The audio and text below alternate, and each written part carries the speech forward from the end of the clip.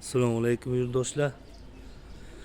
Mana Ivikomizga 8 ta 90 talik, 4 ta 130 talik, 4 ta 100 uzun qilib o'rnatilgan o'ta ixcham qilib, hech qanaqa spoilerdan chiqib ketmagan holatda qilib chiroyli qilib o'rnatilgan mana yon ko'rinishlari.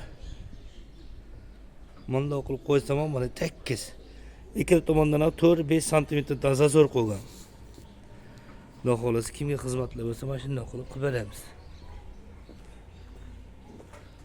Mana lozim bo'lganmiz. Usta pomni ichlarini hamma yoqni yuvib tozalab, qo'rini oq qilib, spoilerlargacha sepib, o'zlari ochiq ketganlarni zatiskonsiga qilib, yangidan qilib, redatorlar cho'zilib, hamma yoqni Xudo xolasa chiroyli qilib ochiq ketgan ekanmiz. Salon ichlarini ham ko'rishinglar mumkin.